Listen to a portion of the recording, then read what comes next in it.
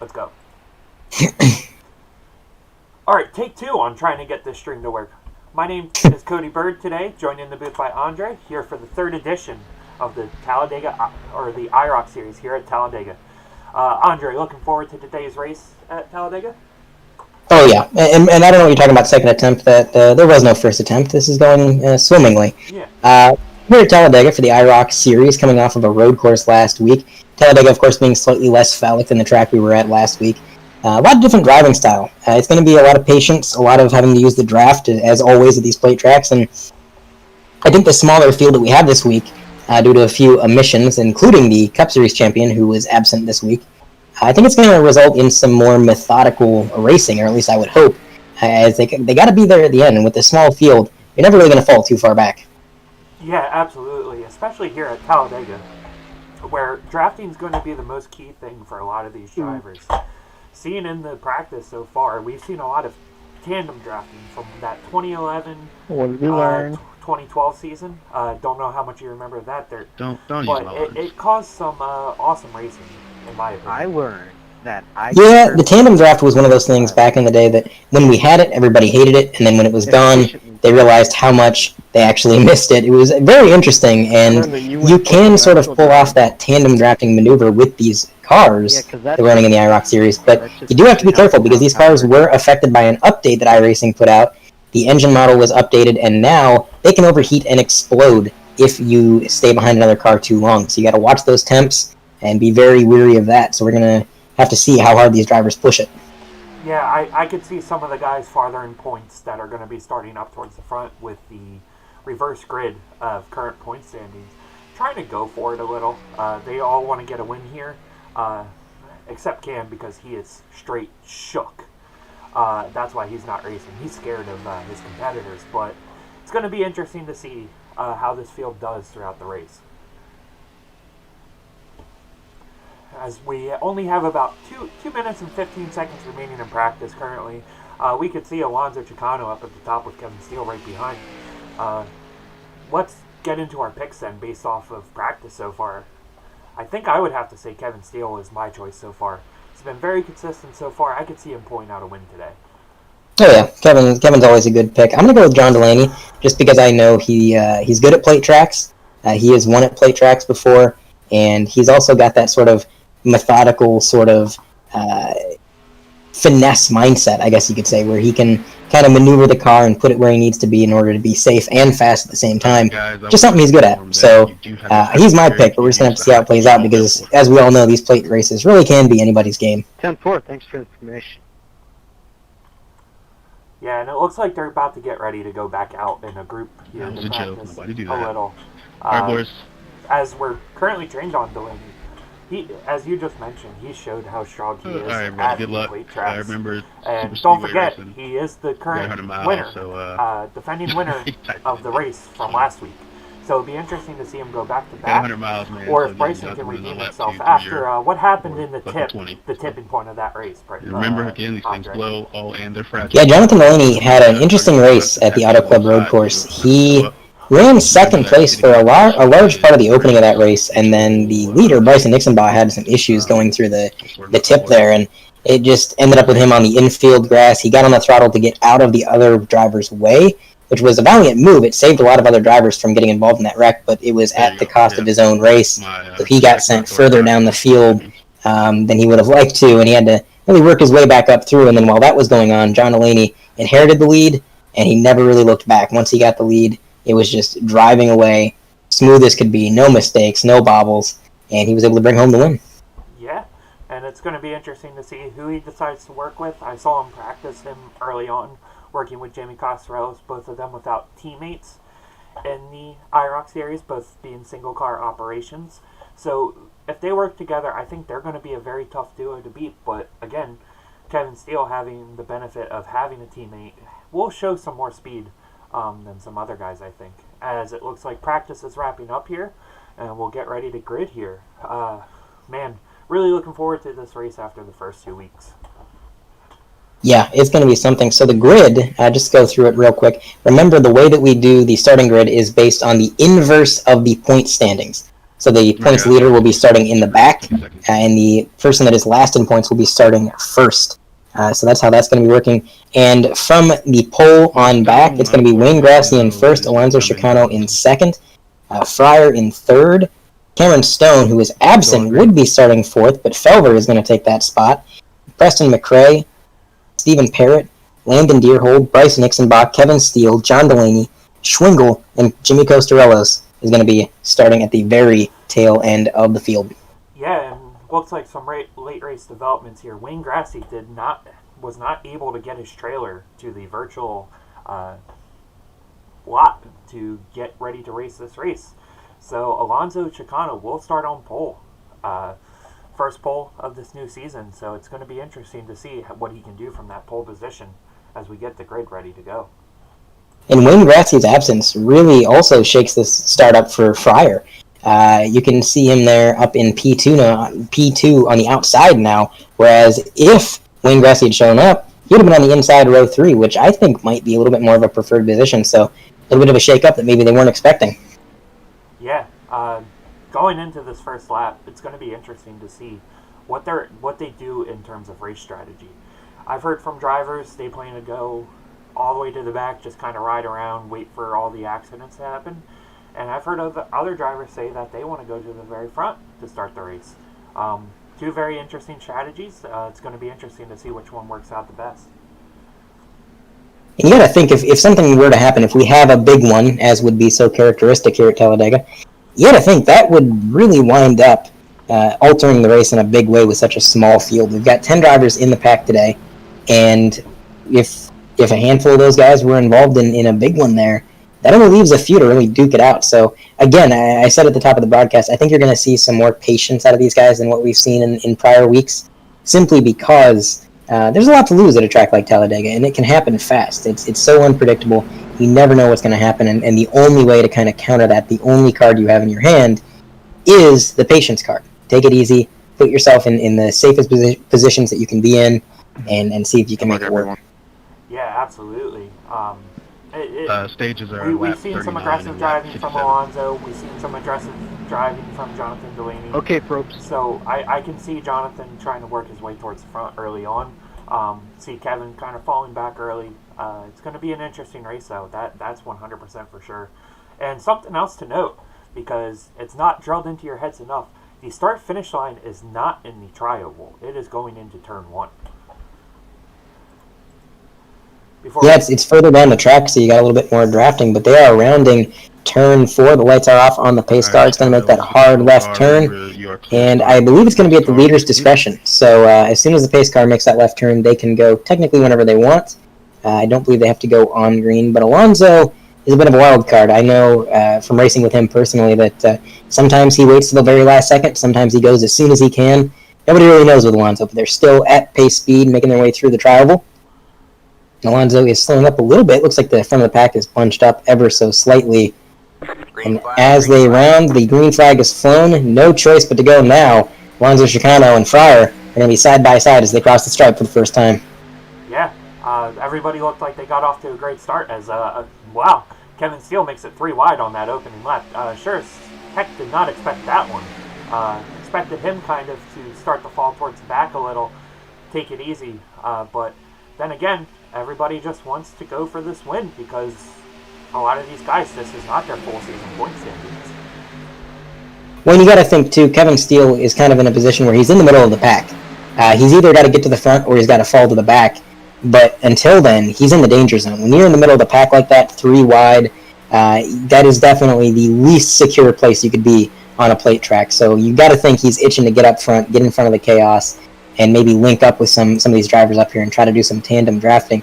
Not a very long race. 38 laps is basically nothing at a plate track like this. About 42nd lap time, so do the math there. But they're going to remain 3 wide as they make their way through the travel into turn 1. And man, I would not like to be Landon Deerhold in that 10 machine, as he is just barely hanging onto that thing, weaving a little bit in the middle line.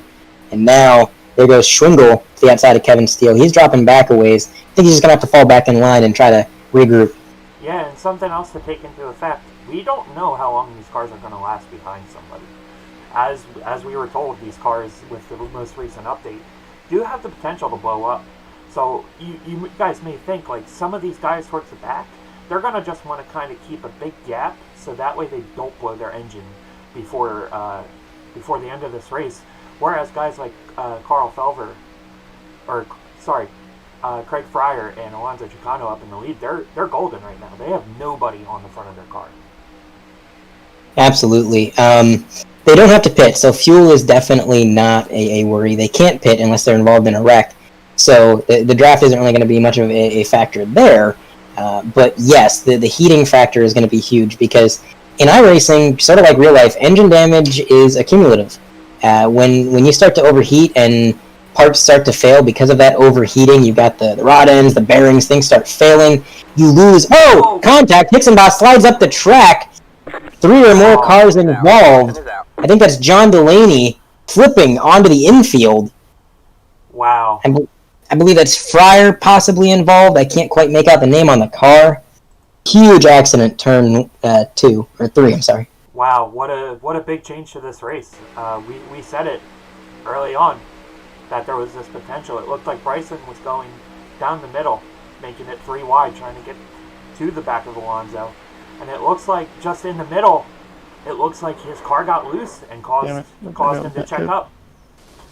That's really strange. The way it snapped up, it almost looked like he got net-coated, like there was contact made, but he was so far from any other car that I can't imagine that it actually was net-coat. Yeah. And I think you're right, he just got loose. That is strange. I've never seen the front of that car snap around like that at a plate track. Yeah, so it looks like there was net-coat coming coming moved or felt anything. I just off got a 4X. I don't know what happened. That orange car of, it looks like Felver. It looks like when his car went up, it ricocheted off Bryson's car. Yeah, that could have been some real bad net code. Let's go to the helmet cam, Cody. Bryson? Yes. Alrighty, cockpit view. Here we go.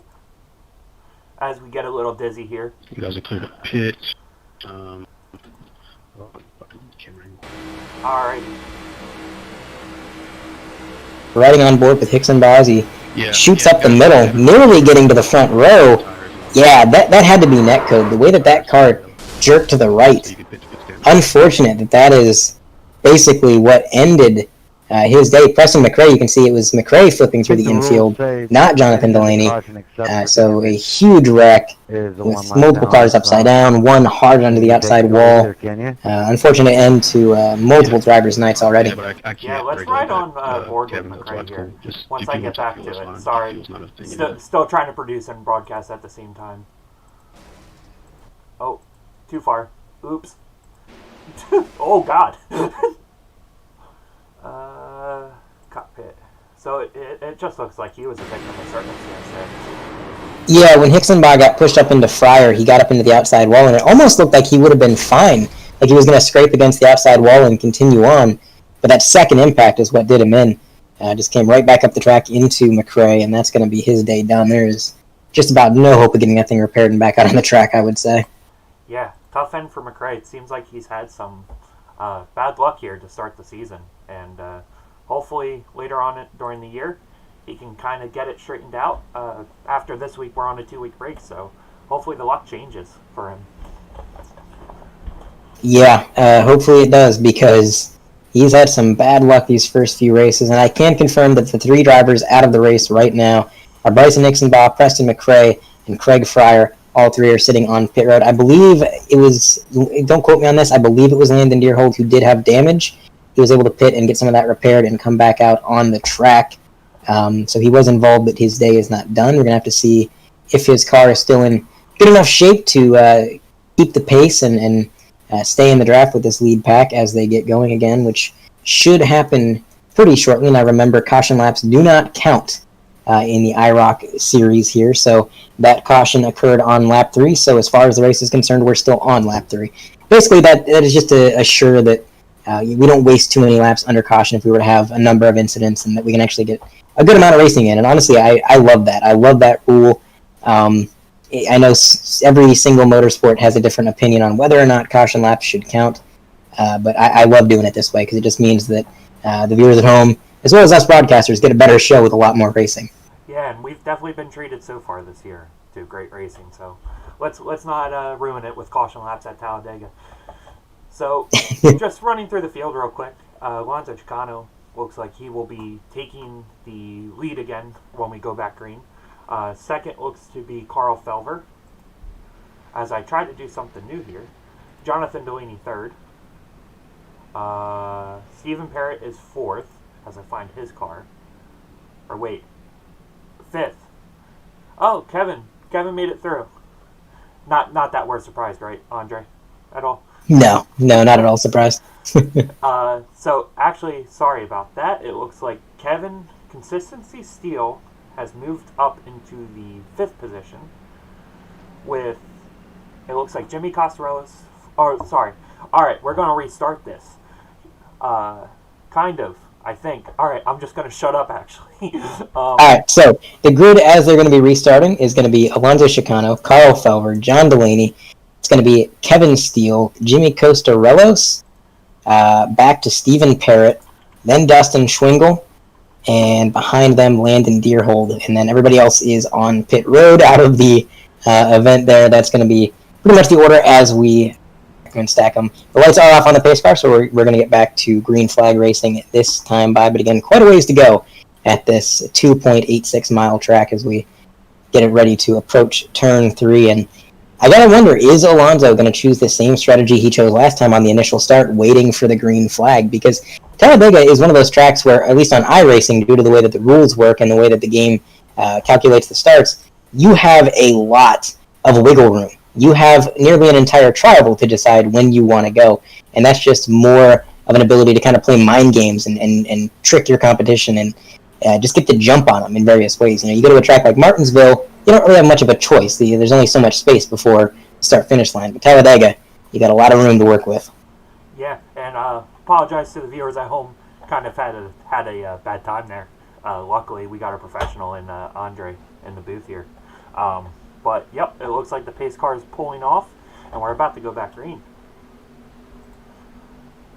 There it goes, that hard left turn. Alonso Chicano trying to decide when he's going to go. He's got to do something to make sure he gets the jump, and he can continue to play that defensive game that he's been playing all race long to try and hold that lead. I think P1 is the place to be. It's definitely one of the safest places to put yourself, and there goes Alonso waiting till the last second again. So 2 out of 2. He waited for the green flag, and it actually seemed to work as he got a huge jump on Felver, I believe it is, up there in the 9 machine.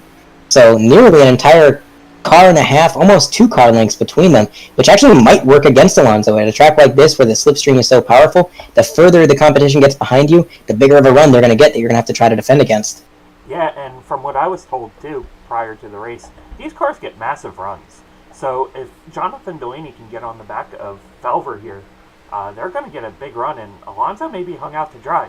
But we can't count out Alonso because he does make those moves that keep him in the lead early in the race. He will make the moves that keep him in the lead, or he will wreck trying. Alonso is a very fast, very aggressive driver. Some might say wreckers or checkers. So if he's in P1, I would be pretty confident that he's going to be able to hold it. But here comes Stephen Parrott on the outside in that yellow machine. He is going to get a huge run on the outside lane, nearly going to clear Alonso, but he's not quite going to be able to cut down yet. Alonso's still at the quarter panel. Another big push coming from, I believe, I can't quite tell. I think that might be Deerhold behind him. No, that is Deerhold in the 10 machine pushing him on the outside lane. So we got 2 lanes forming up. The top line has 3 cars. Schwingle is at the tail end of that. And then the rest of the competition seems to be choosing the bottom lane. Despite that, the top seems to be getting the runs here. Yeah, absolutely. I was very shocked by Parrott's move there to go to the top and get that massive run with what seemed like very little draft. And now Schwingle takes over pushing Stephen Parrott here as they ride side by side for the lead. Yeah, Schwingle moved up. Parrott kind of lost his draft partner there because the number 10 did jump out of line. He tried to make it 3 wide. Deerhold was up there on the outside lane. They were 3 wide for the lead momentarily. Schwingle used that opportunity to draft right up to Parrott and then start pushing him. So now we got a bit of a revolving door going on. It's going to be Deerhold back into the tail end of the outside lane. But I got to think some of these drivers got to be considering jumping up there with him because they're getting just huge runs on the outside line, nearly taking the lead every time they reach the straightaway. And then, of course, as they approach the corners, they start to lose that ground because the bottom is obviously the shorter way around the track. But, man, on those straightaways and through the travel, they're getting these huge runs. And it's impressive how fast they're managing to get these things while only having 3 cars in that train. But I got to wonder, how much is the temps starting to affect them? Because, like we mentioned at the top of the broadcast, these cars can very easily overheat. And there has been a lot of push and shove on that top row, whereas the bottom, they kind of just been riding, keeping about half a car length between each other. And now, there goes Jonathan Dulaney in that blue number 6 up to the top lane. He's going to join them to be the 4th up top. And he's going to try to maybe work with them and find his way up front.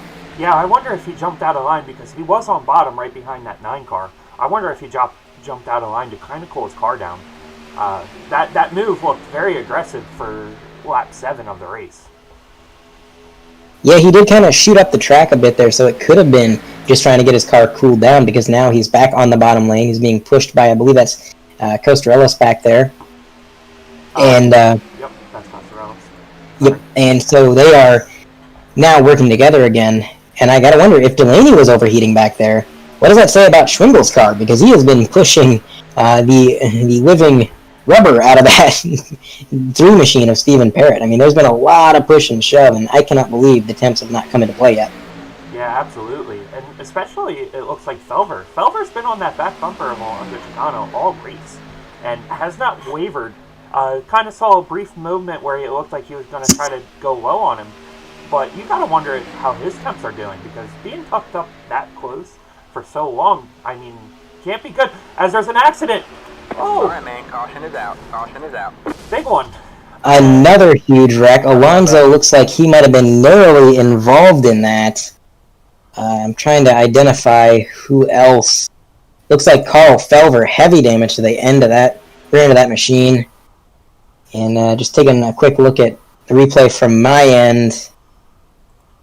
Trying to identify exactly. All right, listen up. Yeah, so it looks like Carl Felver actually just slid up the track a little bit, right into Stephen Parrott. And I believe Parrott's the only driver to be heavily damaged in that altercation. Oh. Felver was heavy on the inside wall. Yeah, Felver, a lot of damage to the rear end of that machine. He is smoking, and that is going to be his day pretty much done. But yeah, Felver, he just kind of slid up a little bit into Stephen Parrott. And luckily, like I said, Felver is the only driver seemingly out of the race because of that. We had a few drivers that slid through the grass. But they kind of got out no worse for wear. Unless can't quite see what happened to Alonso there. I don't think Alonso he touched anything. He didn't. Yeah, Alonso's car's looking clean. We'll take a look at the replay here. So he's coming through 3 and 4. Carl Felver's on the bottom. He's going to slide up just a little bit into Parrott. Then there goes Alonso on that high lane. Does a 360 no-scope. He saves it. He just that rear wing got the air. He was pointed in the right direction. He just kept going. He's all right. Yeah, that's impressive, especially at a track like that where you're carrying, or a track like this where you're carrying so much speed throughout the corners. Like if you get spun around, you're going towards a wall. I've definitely been part of that incident where that's happened. Demaris Hickenbottom, who runs this league, is very condescending. How do you say that word, Andre? Can you help me out? Condescending of my incident at Talladega. Back in Talladega 1. Kind of made a mistake, sent him flying, and he really had nowhere to go. So that's an impressive save by Alonso. Absolutely. And how about Landon Deerhold on the outside of Alonso? That car was spinning out right beneath him. He was able to commit to the high line and actually got through that pretty much no worse for wear. Yeah, absolutely. He's definitely been impressive so far in these early races. It seems like he misses the accidents and is there at the end as well.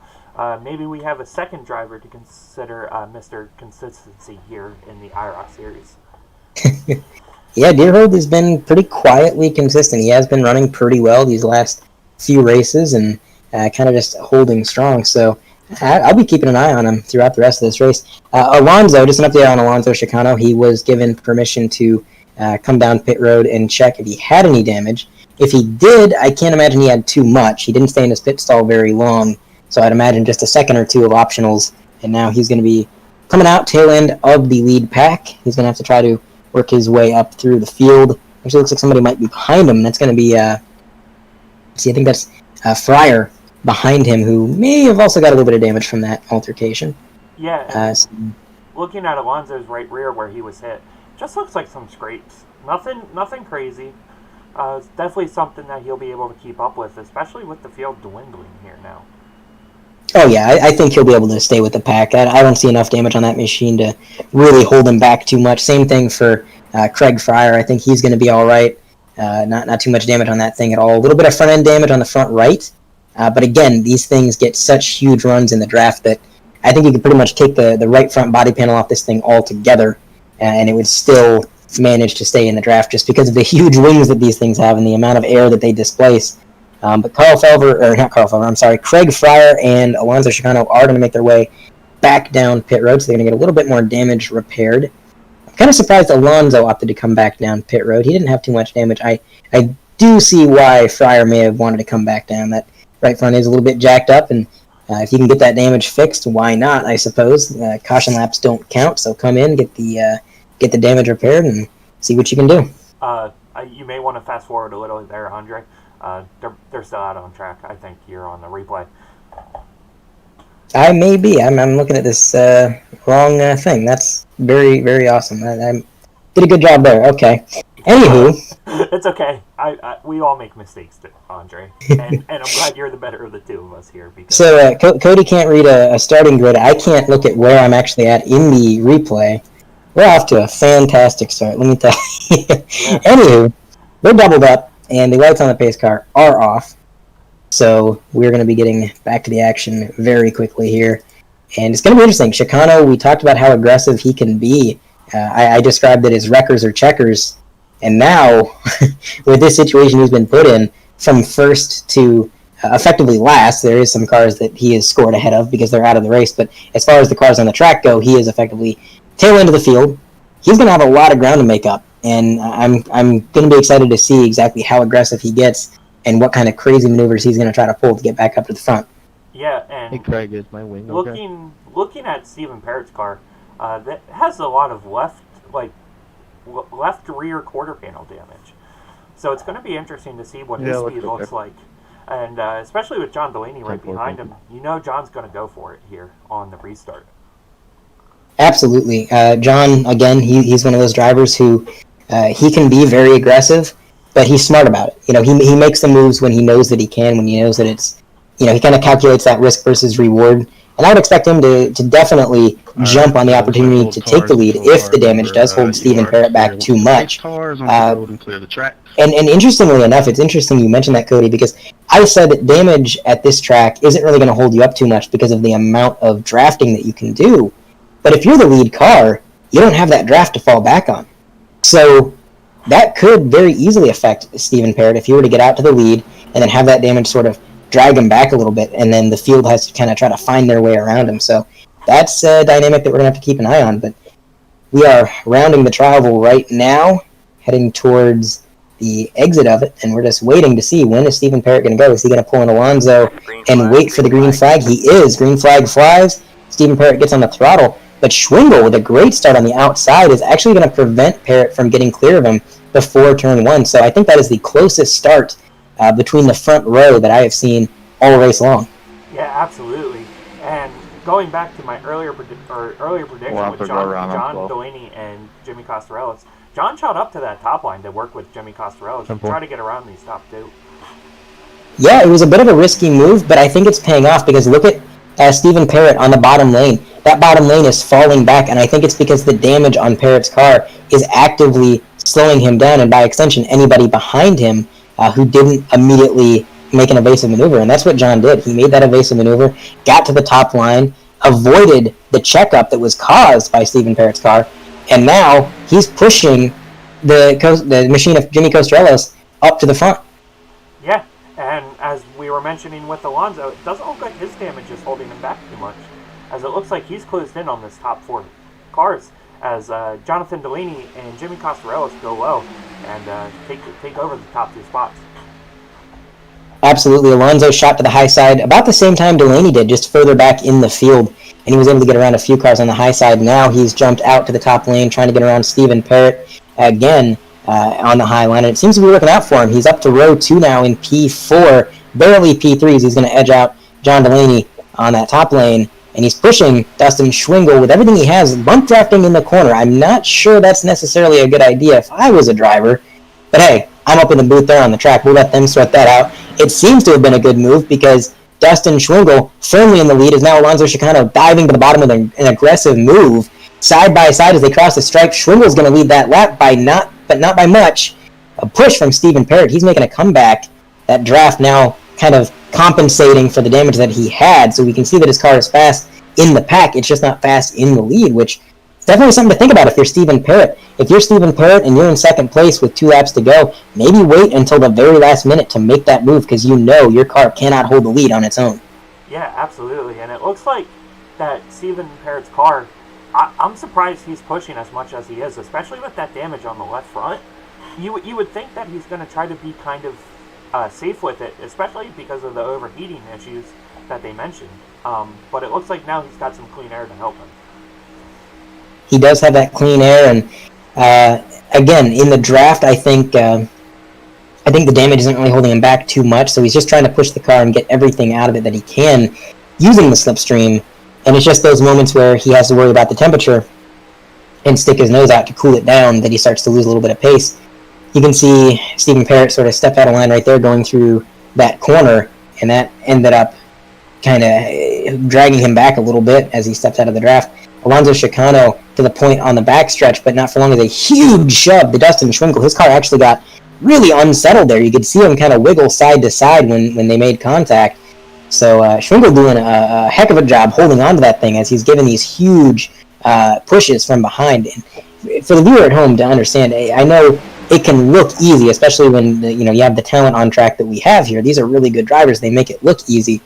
But when somebody is pushing you around these tracks, your car becomes almost weightless. It feels like there's almost no weight to it. It just wants to really spin around and just slide around at every given opportunity, and it's fighting you at every turn. And you have to be so careful and so precise with your inputs to keep it going in the right direction.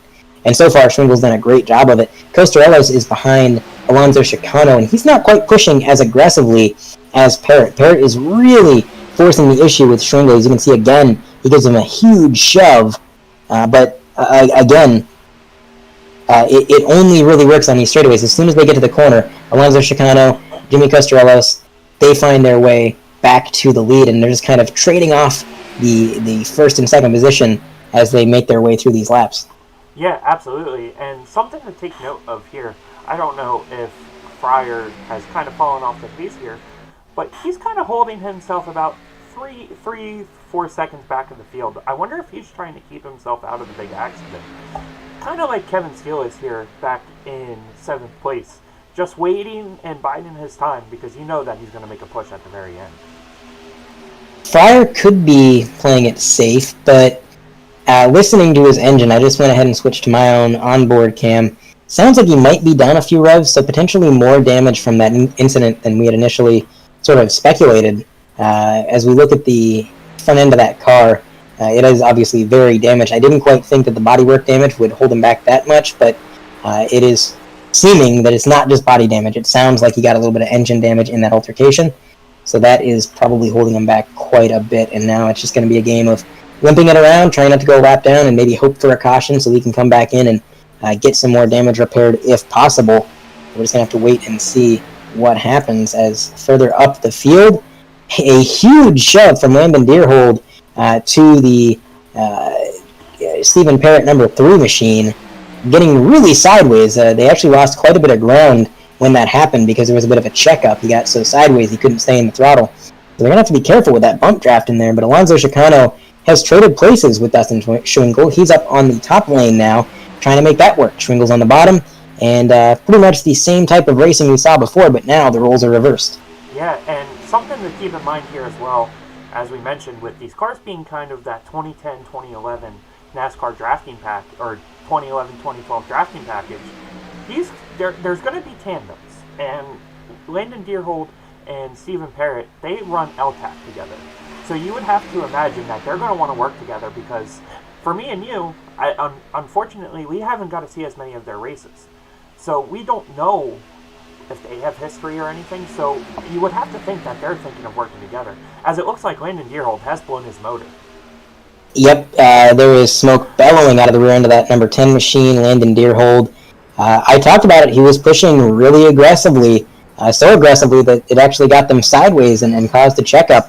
And I guess he just didn't quite get out in the clean air quick enough. He's overheated. He's going to have to bring that thing down pit road if he can make it. And just an unfortunate end to his night. But again, I think we kind of expected this to happen to at least one or two drivers in this race with how hard they've been pushing. Yeah, and this is something that's definitely going to come into play later on in the race. You would have to imagine around lap 33, 34, these drivers are just going to go for it. They're not going to worry about their motors. They're just going to want to go for the win. As it looks like Stephen Parrott tries to make it 3 wide for the lead. Yes, we have gone 3 wide for the lead, heading into turn 3, barreling into that banking. Parrott's not quite going to be able to keep the run alive. He's going to fall back a little bit. It was a bold move, and man, you can see already on lap 17, almost halfway through this event, the aggression level's already kind of skyrocketing. You wouldn't really expect to see 3 wide for the lead this early on, but there it was. You can tell that Stephen Parrott is hungry. He wants to get up there, and we know that he's capable of running up there. He has been up front. He's been running with the leaders all race long. Even with this damage, he is sticking with them. So definitely a competitor and a big factor in this race. So definitely a reason to be aggressive. Jon Dulaney, a little bit further back, is somebody who's been a little less aggressive than I would have expected. He's just kind of riding behind Jimmy Costarella's, and he seems to be content doing that. I mentioned Jon Dulaney, he's a smart driver. He puts his car where he thinks he needs to be, and he only makes moves when the risk versus reward factor is kind of in his favor. So right now, he feels comfortable behind Costarellos. I would feel comfortable there too. I mean, Costarellos is a heck of a driver, and you can be pretty certain that when he's around you, he's not going to be the guy to wreck you. I've been on track with Jimmy Costarellos on some off-season events for other leagues, and Jimmy Costarellos was a really clean driver. Unfortunately, I ended up murdering him in the corner because I am not a clean driver. So I'm sure Dulaney is comfortable back there. He's just riding, waiting it out, and when the opportunity presents itself, I think he's going to make the moves. Yeah, and I mean, I feel like Costarellos is kind of that driver we don't talk about as much. He's kind of like that Kevin Harvick. He rides around. He is always in the top 5, it seems like, but he's just clean and consistent and not trying to destroy his stuff too early. And then he appears at the end, as you may remember from Michigan. He was in the closest finish in history, because you can't go any closer than .000. Absolutely, he's a bit of a closer, and even back, I remember watching him race in the 100% NASCAR races for another league. He almost always had a long run set up, but he didn't quite have the pace on the short runs. But as the green flag runs wound down, he would always just get faster and faster. And by the end of those runs, he would be outpacing drivers like Bryson Hixenbaugh, Cameron Stone, Adam Benefiel, like top talent, and he's out here outpacing them. He is one heck of a driver, and it really shows with this IROC series, because this is a completely different car than what he's used to, as well as a lot of these drivers aren't quite used to these vehicles that they've been driving for the IROC series. But Costarello specifically, he's used to NASCAR, stock cars, and yet he has adapted almost instantaneously. The way he maneuvers these cars, it's like he's been driving them all along, and it's just a testament to his ability. As now Jon Dulaney up on the high side, he's going to get a run using the draft from Alonso Chicano a little bit further up the track. The question is, where does Stephen Parrott go? You got a single car lane between the first row and the third row. He can kind of go wherever he wants. Stephen Parrott chose the bottom lane there, and now Dulaney pushing Alonso Chicano. Alonso going to the outside of Destin Schwindel. He's going to try to get there at least. A little bit of a checkup. I think maybe he didn't want to make that move when Dulaney was pushing him, so he kind of let off the throttle a little bit, perhaps. But now the bottom lane's charging hard, spearheaded by Stephen Parrott. Yeah, and Jonathan Delaney's going to dive where the line is, especially being that back car in that line is Kevin's just holding about, it looks like 0.3 of a second behind, just in case. But the top 5 here, I mean, as we were talking about Jimmy Costarellos, this top 5's been slicing and dicing this entire time and kind of missed it, which shame on me for not getting to it. Oh yeah, that's what you get on these play tracks. You just get this revolving door of swapping positions, and the lead just swaps hands constantly, and it's exciting to watch, but it is very nerve-wracking as a driver. You have to be on your toes. You have to be hyper aware of everything going on around you, knowing what's going on to your left, what's going on to your right, who's behind you, who's in front of you, what lane is getting the run. You have to know all these things and be able to instinctively make these moves. And that seems to be what Alonso Chicano has been good at all night long, because he is now getting about half a car length on second place down on the bottom. So he's reclaimed the lead, more than likely going to lead this lap unless the top lane gets a big run, which is possible, as Jon Dulaney is now pushing Jimmy Costarelos and Dustin Schwingel. I think it might have been Schwingel who led that lap, so a huge charge coming through the travel by the outside with the help of Dulaney. I think Dulaney, being the third car, he jumped up there, kind of lended them his drafting help, and it pushed him ahead. Now, look at that. Here comes Jimmy Costarelos back to the bottom. Jonathan Dulaney joining him, and that's going to leave Schwingel out to dry up top. And I have to wonder what the temps inside of that 3 car are currently looking like. He's been on that back bumper of Chicano for the past 5-6 laps, and really hasn't gotten off of anybody's back bumper. So you have to think that he's pushing hot, and I think my intuition may be correct, because he just jumped high trying to get that clean air. Absolutely. I think he had to do that. You're right. He's been pushing really hard for pretty much this entire green flag run, taking very few intermissions to actually step out of lane and cool down that engine. And we've already seen the overheating can happen. Landon Deerhold overheated earlier in the race. And here's the thing. When Landon Deerhold overheated and his engine blew up, he was pretty much not in front of anybody. There was nobody behind him. If the second place car were to overheat with the entirety of the field behind them, that could be disaster. So it was a good move by Stephen Parrott to jump out. He sacrificed a lot of track position. He went from second now all the way back to fourth, almost back to fifth, simply because he had to cool that engine down, but it was the right move. I would rather fall back a few positions and be able to stay in the race than maybe risk pushing a little bit more and having the potential for the engine to overheat and then completely DNF. Yeah, absolutely. And it looks like the field's kind of settled down here a little from those massive runs. I mean, it's only a matter of time before we get some more. And it looks like Alonso's just kind of riding in front.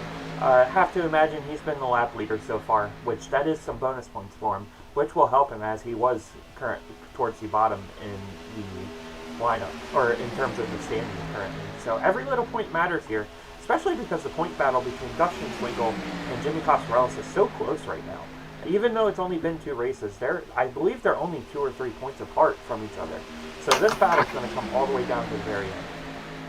Absolutely. The point situation going into this race was Costarelos in the lead by 3 points over Schwingel, so 36 points to 33. And then you have Alonso Chicano all the way back in second to last, only ahead of Wayne Grassi with 11 points. So he is far and away towards the tail end. He's had a couple of rough races to start out this IROC series. He wrecked all the way back at Michigan. He wrecked at the Auto Club road course. And he's just been having a rough couple of races. But, like you mentioned, if he's able to lead the most laps tonight and he wins the race, he's not going to take the points lead by any means, but he's going to put himself back in the game. And it's going to be possible from that point onward for him to continue to have these good runs and maybe make a swing at the championship at the end of this series. Yeah, absolutely. And you would have to imagine that poor runs by Bryson Hixenbaugh tonight, that's going to affect his point position greatly. Grassi's currently last in 6th, but only scoring a certain number of points, that's going to drop him down. And of course, with Cameron Stone not showing up, you would have to imagine, even missing 1 race with no drop weeks, that's going to affect him greatly, and he may not be able to get his 2nd championship in as many series here with the 100% IROC. And you mentioned that Hixenbaugh had wrecked out, but going back to Chicano, that's another thing to consider in terms of Alonso's point situation. Hixenbaugh, Deerhold, McRae, Felver are all wrecked out. Fryer, I believe, he is 55 seconds back. He has heavy damage, and Cameron Stone, who was ahead of Alonso Chicano in points, didn't even show up tonight. So if Alonso could win this race, when so many of the drivers ahead of him in points, as Jimmy Costarelos has overheated. it was only a matter of time with him how he was pushing Alonso Chicano there towards the lead. As we look back at how he blew his motor, just was on that back bumper too much, and it just gave out. Even when he was not, he gave that gap to Alonso Chicano. Yeah, you could see very clearly. You're 100% right. There was about a 2-foot gap between those cars. They weren't linked up by any means, and it still overheated. He was kind of trapped down there. You saw there were 2x2. He really couldn't have moved to the high line and cooled this car down if he wanted to. So, an unfortunate situation that now Alonso finds himself in. Alonso is now in this same position. He's right behind Dustin Schwingel. He's got Steven Parrott to his outside. He's pretty much stuck where he is, and if he wants to cool down that engine, he's going to have to dip down beneath that double yellow line to do so, which may not go over so well. So he's going to have to hope that he can get ahead of Steven Parrott, put himself in a situation where he can maybe have a little bit of freedom of movement to get that car cooled down. Yeah, and as we cross 10 to go here, you would have to imagine that the intensity level here is going to start ratcheting up.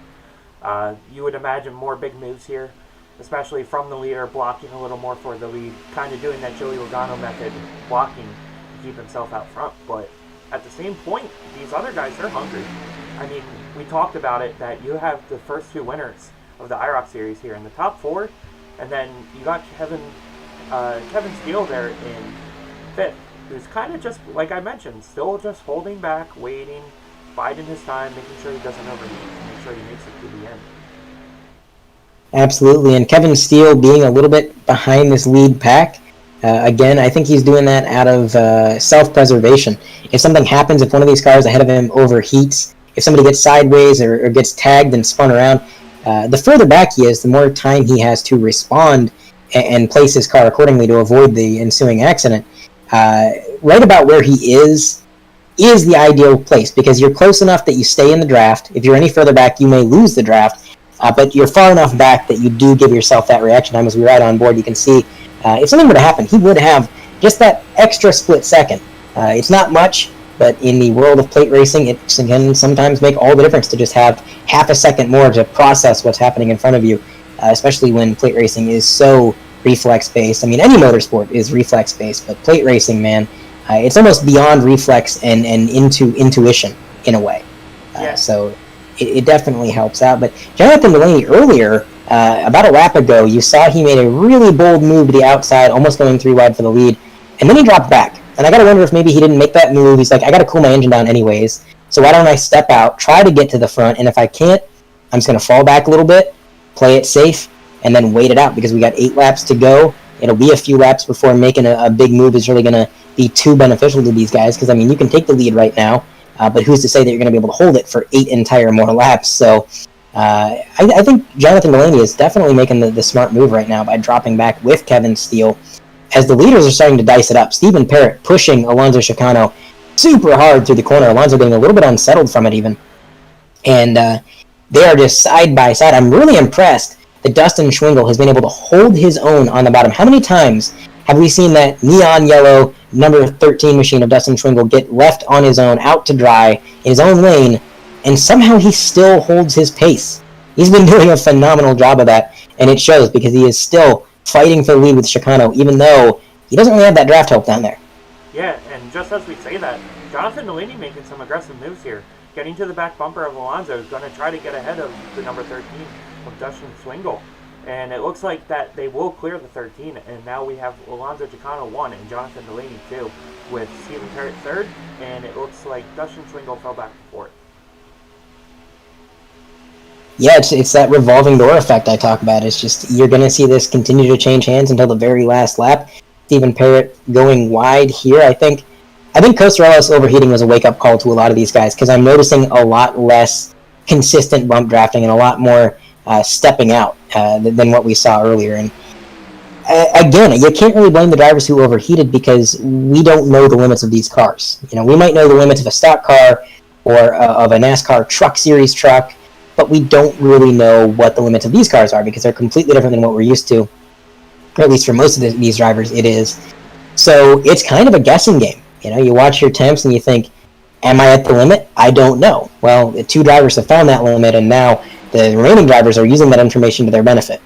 Yeah, and as it looks like Stephen Parrott's just, as you mentioned with Swingle not leaving the bottom, Stephen Parrott hasn't left that top side. And it seems like he's always getting to be the pusher when it comes to that top line as we cross here with 5 to go. And like I mentioned, you would have to imagine Kevin Steele here is going to make some moves to get back to the front. Absolutely, and I think the aggression level at the end of this is going to be a little bit higher even than what we would expect, because here's the thing. If you're a driver like Kevin Steele, you don't have much to lose, all right? You're in 5th place. The next car behind you is 40 seconds back in Craig Fryer in that 12 machine. Jimmy Costarelos is out of the race. Deerhold's out of the race. Felver's out of the race. Basically, at most, Kevin Steele could lose 1 position if he were to wreck out on the last lap. Meaning, it's all or nothing. Make those moves. Use that draft. Try to get to the front by all means and see what you can do. And that's what I expect him to do. And that goes for everybody in this lead pack, because pretty much this lead pack is all that's left. I mean, you got Craig Fryer back there, and if all of these guys were to wreck, he would make the most insane comeback win of the series. But for the most part, these guys have nothing to lose and everything to gain, especially Chicano, who came into this race so far into the points hole. Yeah, absolutely, and that's the thing with these late tracks. I mean, with these cars, most of the tracks that they are going to go to are going to be kind of drafty tracks that still require a lot of skill, but where you can get away with some of your moves. So it's going to equate to better racing, and we're seeing it here today with 4 to go. And Alonso, you can be down and out, but one race can change the momentum for your whole season. Absolutely, and a confidence booster too. I mean, racing is one of those sports that you have to have the right mindset. You have to go into it with a certain level of confidence and a certain level of passion. And if you have a few bad races and things aren't going your way and the cards are kind of against you, it's easy to get demoralized. And you enter races with a sort of negative mindset, and you're not having fun like you should. And that kind of, it's a self-fulfilling prophecy. You come into the race with a bad mindset, you're going to do worse. And then when you have these bad performances, well, it just repeats. So to dig yourself out of that hole and to have a good run like this is a huge confidence booster. And I know Alonso could definitely use it after the first couple of races of the series have definitely not gone his way. So it's going to be interesting to see how defensive he gets. Yeah, you would have to imagine that he's going to start blocking some of these runs, especially because these runs are so massive. You're gonna have to wonder what's going to happen here. A lot can change with 2 to go, as it feels like the last half of this race has just ticked off ever so quickly. And you would have to imagine coming down this backstretch, the intensity is going to ratchet up, or become more rapid. I can't talk tonight, Andre. I'm sorry. I feel that. You're absolutely right. And now look at this. Alonso Chicano getting nearly a 4-car length lead. Possibly Dulaney setting up an overtaken contact between Kevin Steele and Jon Dulaney. Kevin Steele moving to the high lane. Luckily, no damage or no wrecks between them. But here comes Kevin Consistency Steele on the outside with a huge run through the corner. He's going to make a challenge for the lead. Alonso Chicano down on the bottom with the help of Jonathan Dulaney, but now Dulaney moving to the top side, helping Kevin Steele. Yeah, and there's 1 to go. White flag is out as we cross the line, and it looks like Jon Dulaney's going to do everything here to help Kevin Steele get to that lead, and they do clear the number 2 of Alonso Chicano as Dustin Swingle goes high for 3rd place. Swingle's up in that high lane, and we are exiting turn 2. We got just over half a lap remaining, and yet still, any one of these guys could win. There's Stephen Parrott. He's back in the picture back there in 5th. Haven't talked about him in a while. He dropped back a little bit, but now, when it counts, he is there. Kevin Steele all on his own on the bottom lane as now Jonathan Dulaney is going to cut down in front of him. So now they are 2 by 2 trying to race it out for the lead. Stephen Parrott's going to join him on the bottom, and it's Dulaney to the point. Can he hold off Kevin Steele through the tri-oval? And Kevin Steele going for it, and it looks like Kevin may be content to go for 2nd. As just as I say that, it looks like they're going to cross the line. And who's going to get this win? It looks like Jonathan Dulaney is going to win back-to-back. Good race, guys. Have fun. 3 wide to the stripe, and it's Dulaney who noses out Kevin Consistency Steele and Dustin Schwingle in a very close margin. What a move that was. We saw Jonathan Dulaney ride it out and wait it out pretty much all night long. He didn't lead that many laps. In fact, I think that might have been the 1 lap that he led. And there he was when it mattered, sort of like last week. Yeah, he's one of those drivers. And of course, with John, I mean, now we can say both of his wins have come at a restrictor plate race and at a road course, which are his two best tracks on this service. Absolutely, and it's cool to see, especially you know, he kind of had a rough go at the playoffs in the old league there with his Cup Series run, and it just kind of didn't work out for him too well, even though we know he's a very talented driver. And so it's always nice to see a driver who you know is good, who you know has the skill, actually be able to get the results that they deserve. So Jonathan Dulaney is going to bring it back towards the start-finish line, and he is going to burn it down. Rightfully so. I mean, we got treated to a third great finish here. And, I mean, if this keeps up, I don't know if they're ever going to remove me from this booth. I mean, I'm having so much fun calling these races. Man, it's going to be tough. I think Dulaney might have been in the wrong gear to burn it down there at first. He kind of just darted towards the outside wall and had to slam on the brakes there. But he got there in the end. He got some donuts in. But kind of reminiscent of Cameron Stone's celebration last year. Yeah, we all remember that one when he won here. You get so excited sometimes. You're just so excited, and you just go for it. As it looks like he's going to drive in reverse back through the tri-oval. That's an interesting celebration. Oh wow, that takes some skill right there, Andre. I can't do that. Granted, I don't win very much, but it's a heck of a burnout followed up by a donut. I got to give this celebration a 10 out of 10. Way better than Cameron Stone's. Yeah, I mean, look, he couldn't even show up to Talladega. He was shook. Yeah, he was shooketh, my friend. Absolutely shooketh. No response to any of us asking if he was appearing as he blows his motor. Let's go back to that finish real quick before we do interviews. Oh, absolutely. I want to take another look at this because this was really awesome.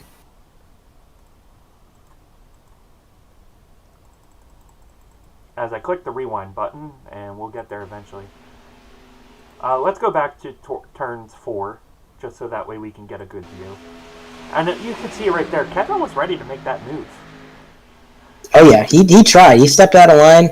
He had Stephen Parrott behind him in that 3 machine, and he had the draft help, just not quite enough time. As you can see, he actually got ahead of Dulaney a little bit there after the line. So if he had more time, I think he might have been able to make it happen, but just not quite enough. And it was able to, Jonathan Dulaney was able to just barely nose him out and get the win. Yeah, that was an impressive finish, and good for Jonathan Dulaney. And then, of course, Kevin Consistency Seal brings home another podium. And then Dustin Swingle in 3rd, Stephen Parrott 4th, and Alonso Chicano 5th. And Craig Fryer finishes 6th, and those were the cars running at the very end. Behind Fryer, you had Costarelos, Deerhold, Felver, McRae, and Hixenbaugh finishing P11 last place after wrecking out early. All right, why don't you say we start bringing some of these guys up into the booth today to see how their races went and see if they can't talk us through what went through their mind at the very end. How do you want to do this week? Do you want to start winner to 3rd? Sure. Let's go ahead and do that. Jonathan Dulaney, do you have a copy? Yeah, I got you guys. John, another impressive race here. Another win, back-to-back weeks. So you have to think that these races have been going really well for you. Yeah, we first race of the season, we had pretty tough luck there. We were running up front, just got caught in a racing incident. So we I think we finished like 10th there, 10th or 9th at Michigan. Then the week after, Auto Club, we won that and had a good showing there. And then coming here at Talladega, winning feels good. So I guess you could say I'm on a hot streak. So now, people may say you're a one-trick pony, John, with only winning. Two-trick pony, only winning at super speedways and road courses. What do you have to say to the haters who may say that? Get good. That's what you gotta do. As what Bryson would say. But no. You just gotta, as Dirt would say, at the road courses, you have to have finesse. You know. Same thing with plate tracks. So I guess maybe my skill or trait is finesse. So, yeah. You heard it here first, folks. Jonathan Dulaney going for the finesse build, investing all his points into the finesse stat, and it's paying off. 2 wins consecutively here in the IROC series. Now, John, you kind of took it easy for most of the race. I noticed you were kind of holding back, running 4th, 5th, 3rd, just kind of riding, and it seemed like that's where you were content to be. And then at the end of the race, you came to life. Was that the plan, or were you trying to get up front early on? No. I was really just, like you said, hanging out in the back, taking it easy. And I was working with Jimmy. We were communicating in voice chat. We were trying to work out a plan. We were looking at our fuel because we thought it would be close on fuel, so that's kind of another reason why we're in the back, just to be safe on fuel, which we were plenty to the good, but also to avoid the wrecks too. I really didn't think that this race would go green the entire way, and that was true because lap 3 we had a wreck, and then around lap 15-ish, around that area, I don't know when exactly, but we played the right strategy call. It sucks for Jimmy that he blew up. It sucks for sure, but yeah, we were there at the end, and that strategy worked. All right, well, we thank you for your time, but before we let you go, is there anybody you would like to thank or shout out? Mom and Dad, everyone in this series. It's always fun racing with these guys. Kevin Steele, Bryson Hixenbaugh, admins, doing fabulous work as always. Cody and Dirt up in the booth, you guys. This is a little off topic, I guess you could say, but my boys back at Flying Arrows, the team I'm with for open racing, got myself a top split 4.5 SOF win at Atlanta this week, so we're pretty happy about that. So I just shout out to those guys there. All right, well, congratulations on another win, and hopefully we'll be talking to you again next week. Yep, see you guys. Thank you. So that was Jonathan Dulaney, our first place finisher here up in the booth. And why don't you say we bring up Kevin Steele and take it away here, Andre? All right, Kevin Steele, you got a copy? Yes, sir. All right, a very important second place run. Could have been the win if you had a few more. What happened at the beginning of that race? I couldn't quite understand you. I think you asked me what happened there. I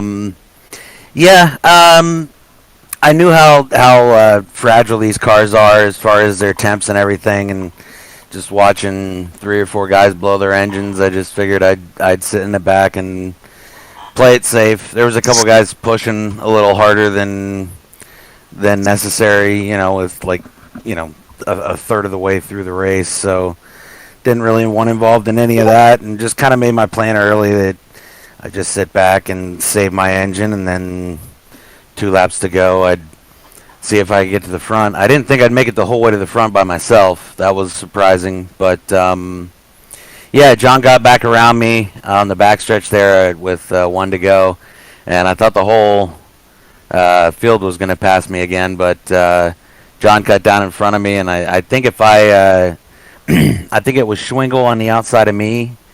I think if I would have had a little bit more room to make that move to the outside of John a little bit earlier, I could have done it, but I'm happy. I mean, this was a crazy race. A lot of guys dropped out. Some guys didn't show up, so should help for points.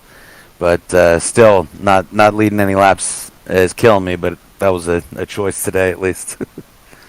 Before we continue, is this microphone better? I guess Yeah. I was having some issues.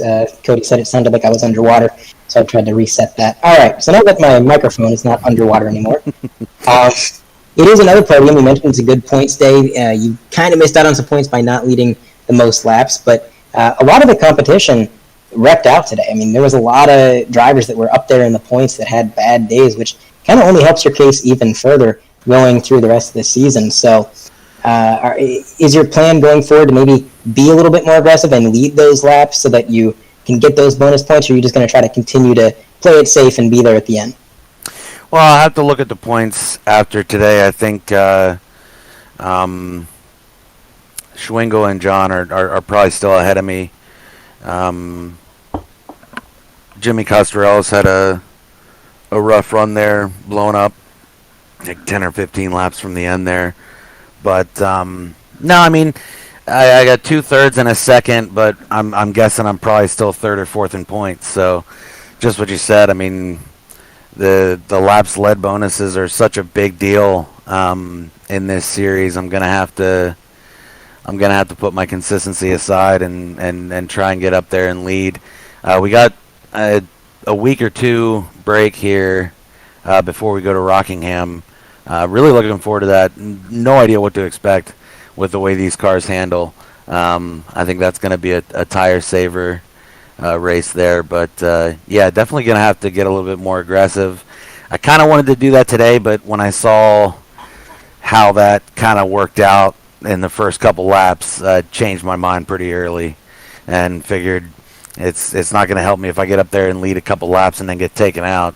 I'm not going to get any points. So moving forward, yeah, if I want to move up in the title in the standings, I'm going to have to get up there and lead a bunch of laps. Absolutely. So Kevin Steele donning a new mask, potentially becoming Kevin Urgency Steele in the following weeks, trying to lead some laps. That's going to be a show to watch, and we wish you the best of luck moving forward. Cody, do you have anything to add? Yeah, so this is your third straight podium. I mean, that has to feel great, especially after what happened in the championship race in the Galaxy Cup Series. So to have this kind of runs early on, that has to build some confidence going into the rest of the season and then going into next year's Cup season. Yeah, it definitely feels good. If you count the end of the Cup season, this will be 5 No, you're right, 3. I only got 4th at Phoenix. Oh, well. But 5 really good runs in a row for me and a couple wins in non-points races. So the off-season's going pretty well. But, yeah, I think probably be a good idea to take the rest of this season and get outside my comfort zone a little bit and try and push a little bit harder and see if we can get any more of these points. Yep, and that's all that you can ask for. Is there anybody before we let you go that you would like to thank for this run? Yeah, I want to thank John for almost helping me at the end of that race, but he's helped a couple guys win a few races, including myself at the Indy 500 a few weeks ago. So it's about time he got himself one of these teammate races, if you want to call them that. But just thank my parents for watching, and thank everybody at Apex Racing. Gotta track my driver down. Cam Stone didn't show up, so I guess that's a dock in his pay. We'll have to figure that out behind closed doors. Gonna have to have a couple meetings with the Apex legal team on that one. But thanks you guys for broadcasting, and we'll see you in a couple weeks. Yeah, and what are your plans for the rest of the weekend? I heard there's another race coming up. There is the 1987 Southern 500. I'm definitely racing it. No idea what to expect. Those cars are a handful, but I'm expecting to have fun. Darlington's my favorite track in the world, so any chance to run on that, I don't care what car it is, I'm going to be there. So definitely looking forward to that, and looking forward to seeing you guys in the booth there. So hopefully we get to talk to you tomorrow night too.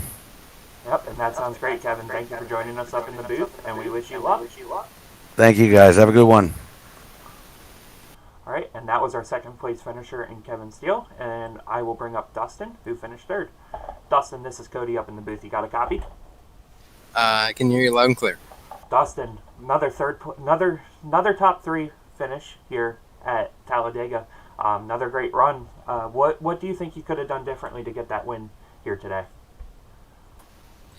Yeah, I think the only guy going out of here tonight that's truly happy is Dulaney. But yeah, it was tough. Went up there and led about a quarter of the race, and felt like I was up there for most of the laps. But just getting yourself in a comfortable position. Everybody was always looking to make moves.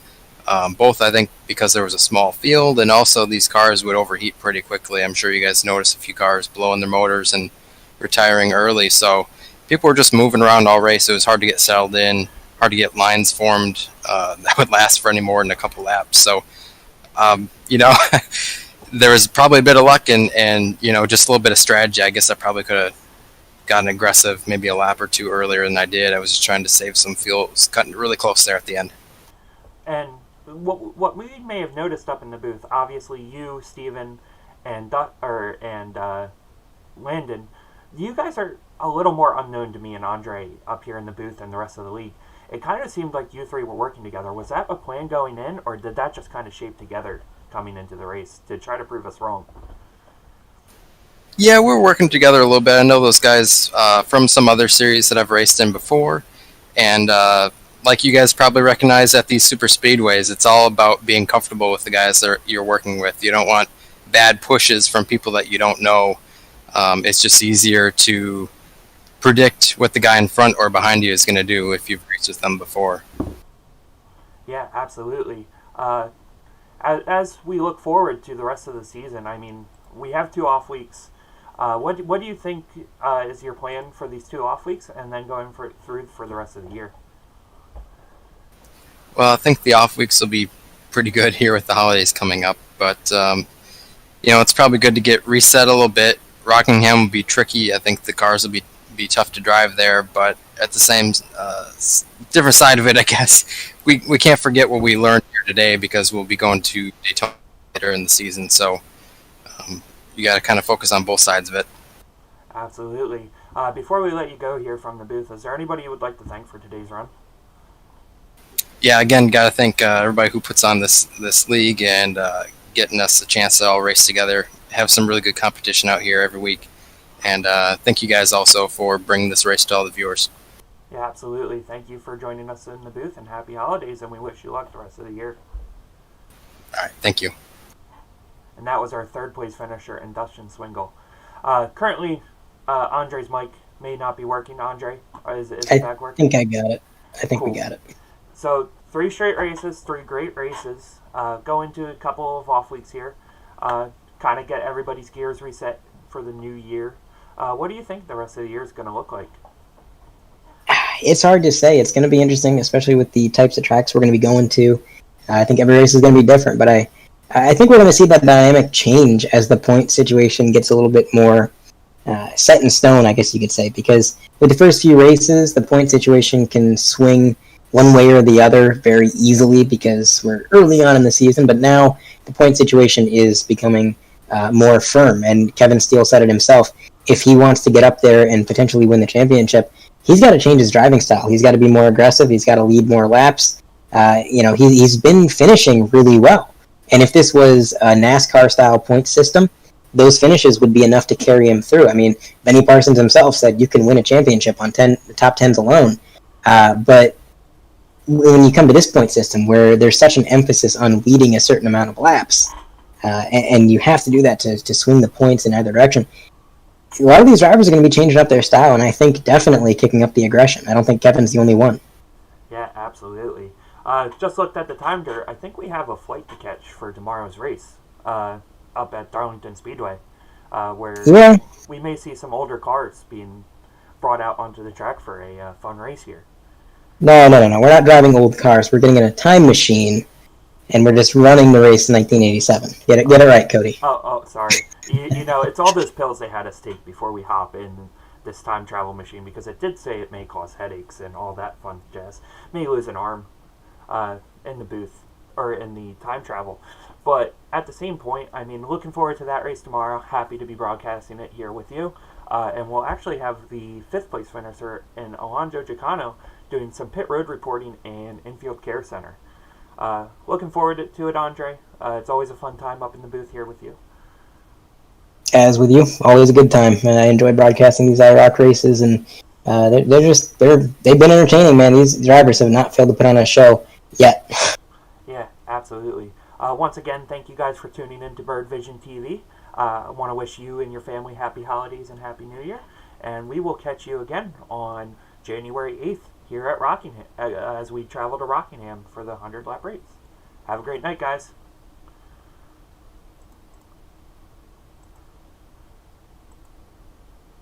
All right, and clear.